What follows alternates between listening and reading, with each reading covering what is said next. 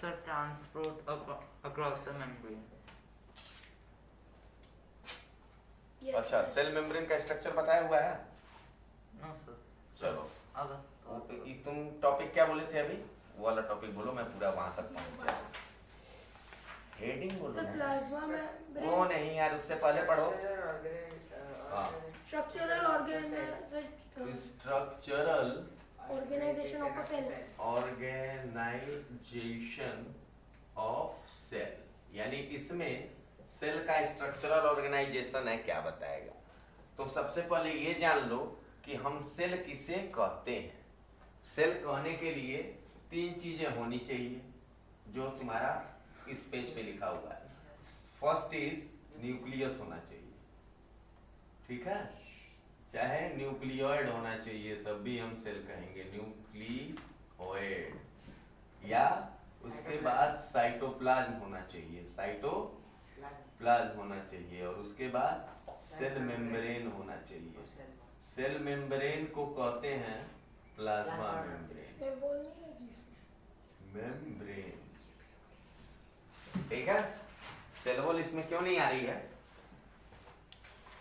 इसने बोला था सेल वॉल आती है। सेल वॉल इसलिए नहीं आ रही है बेटा कि सेल वॉल प्लाज्मा मेम्ब्रेन के बाहर है।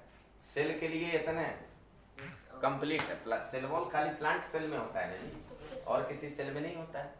ना आपको फंगस में मिलेगा, ना आपको मोनेरा में मिलेगा, ना बैक्टीरिया में मिलेगा, किसी फाइलम में नहीं मिलेगा। Only found in plant cell, cell walls made up of cellulose, hemicellulose and some pectin. Understand? तो नेक्स्ट आ जाओ, इसको कहते हैं, ठीक है। अब देखो, इसके बिहाफ पे सेल तुमको दो टाइप का होता है, ये जान लो कि किसमें न्यूक्लियस है, किसमें न्यूक्लियोइड है। याद है? चलो बताओ। Nucleoid, what do you understand by nucleoid? Concept clear नहीं है तुम्हारा? यस, प्रोकैरियोटिक सेल, ये भी बता देगा। देखो मुझे पता चल जाता है, तुम्हें पता था ना? yes, sir. ऑलरेडी पता था, उसको भी पता है।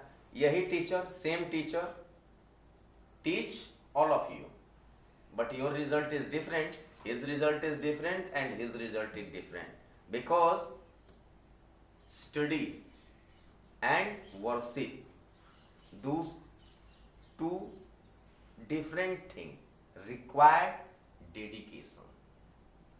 समझे क्या बोला मैंने?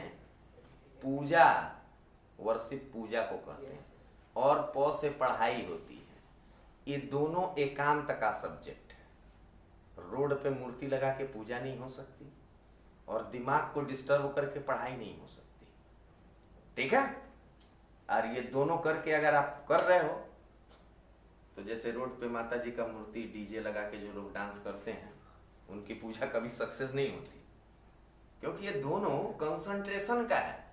ऋषि मुनि पागल थे कि हिमालय चले जाते थे, हैं? यहीं बैठ के चौराहे पे काहे पूजा करते थे? और देखो, पहले हमारी जो स्टडी का कल्चर था, पहले गुरुकुल में पढ़ाई होता था। गुरुकुल शहर के बीच में नहीं बनते थे। गुरुकुल कहाँ बनते थे?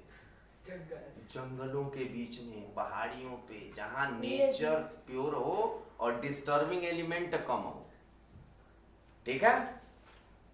तो ये दोनों ध्यान दो। अब समझो, तो न्यूक्लियोइड दोनों को पता है। इतनी सिंपल चीज अब मुझे दोबारा बतानी पड़ेगी। देखो, सेल ओरिजिन के हिसाब से दो होती है, प्रोकैरी, ये तुम्हारे लिए ही दोबारा बता रहा हूं, prokaryotic cell and eukaryotic cell, eukaryotic cell, ठीक है। प्रोकैरियोटिक सेल का एक लाइन में डेफिनेशन बताया था, याद है क्या? Sir, undefined nucleus found in nucleus, देखे सेम मेरी डेफिनेशन, अनडिफाइंड। देखो मैं इसीलिए बहुत छोटा छोटा लिखता हूं, डेफिनेशन तो तुम लोग बना लोगे। न्यूक्लियस, अनडिफाइंड न्यूक्लियस को ही कहते हैं न्यूक्लियोइड, ठीक है।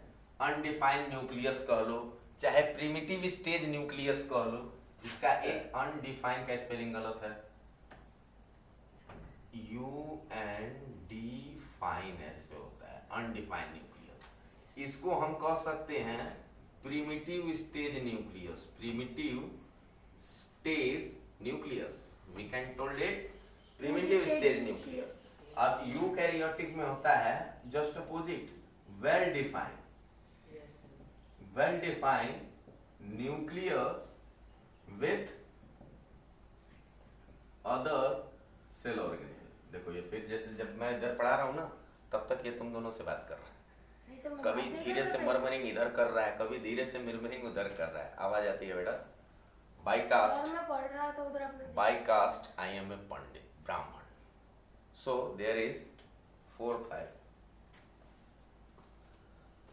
Well defined nucleus with other cell organelle. ये एक major difference है, organelles. That means cell organelle इसमें नहीं होते हैं। प्रोकैरियोटिक सेल कोई लोगे जैसे बैक्टीरिया लिया तो जेनेटिक मटेरियल बस खत्म, दो एक फ्लैजेला आएगा। लेकिन यूकैरियोटिक कोई भी लोगे nucleus well defined, other cell organelle रहेंगे, साइटोप्लाज्म रहेगा सब। क्लियर?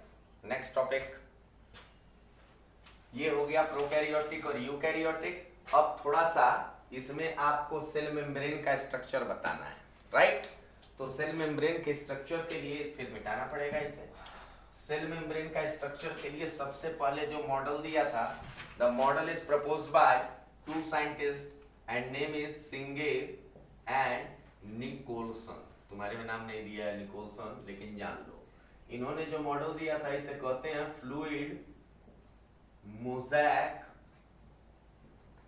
Model of plasma. लिखा है क्या? देखो लिखा होगा जरूर, मेम्ब्रेन। इन दोनों साइंटिस्ट का नाम लिखा होगा and fluid mosaic model of plasma membrane वही है जो बना हुआ है, ठीक है? देखो सेल कैसी होती है ये तुम्हें जानने की जरूरत है।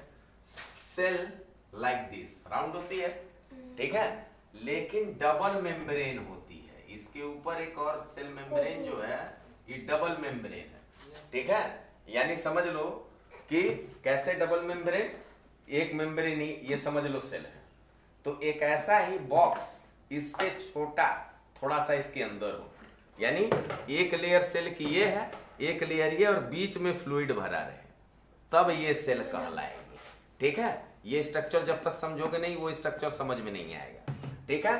तो सेल का बाइलेयर, अब देखो ये बनाया जा रहा है, ये लार्ज में बनाया जा रहा है। बाइलेयर कैसे होता है कि फॉस्फोलिपिड की बाइलेयर होती है, ये फॉस्फोलिपिड है, क्या है? This all are phospholipid, phosphorus और लिपिड का मिक्सिंग से बना हुआ है। अब समझ लो कि सेल उधर घूम रही है तो ऐसे चली जाएगी, ठीक है, ऐसे इधर चली जाएगी। अब ये सेल कैसे बनती, यहाँ से ऐसे ऐसे ऐसे ऐसे ऐसे ऐसे घूमती एक लेयर और ऐसे ऐसे घूमती दूसरी लेयर, दूसरी आके इसमें मिल जाती, पहली आके इसमें मिल जाती, और इसके पूरे पे ये गोल गोल रहता है। क्यों? क्योंकि दो लेयर एज 4D है ना जी, हम पढ़ रहे हैं 2D, लेकिन actually cell are 4D, 3D कह लो, नॉट 4D। जितना हाइट भी है उसकी, कुछ लेंथ भी है, डायमीटर भी है, सब है, दैट्स वाई। तो ऐसे समझ लो गोल है तो एक बॉल अंदर एक बॉल बाहर। अब दोनों बॉल के बीच, लेयर के बीच में गैप बचेगा, वो गैप यहां दिखाया जा रहा है, ठीक है? अब समझ में आ गया स्ट्रक्चर? तो इन गैपों के बीच में कहीं कहीं पर ऐसे प्रोटीन चैनल लगे होते हैं। ऐसे प्रोटीन चैनल का मतलब अंदर से सेल के अंदर नहीं जाने देंगे, मेम्ब्रेन के अंदर रोकेंगे, ठीक है? तो और एक प्रोटीन चैनल ऐसा होता है जो आर पार की परमिबिलिटी प्रोवाइड करता है, इसे कहते हैं इंट्रिंसिक प्रोटीन। हो सकता है आप में इंटीग्रल लिखा हो, इंटीग्रल प्रोटीन भी कह सकते हैं, ठीक है? इंट्रिंसिक अंदर ले गया, और ये एक्सट्रिंसिक है, एक्सट्रिंसिक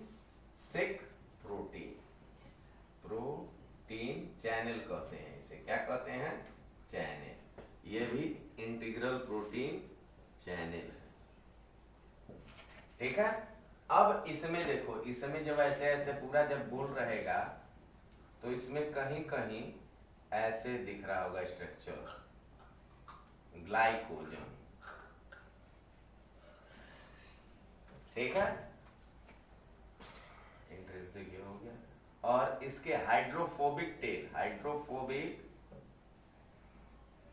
और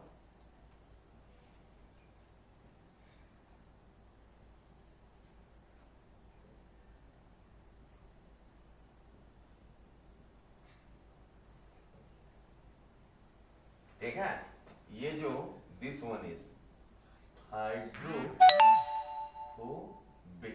एंड, यानी पानी को अट्रैक्ट करने वाले हैं।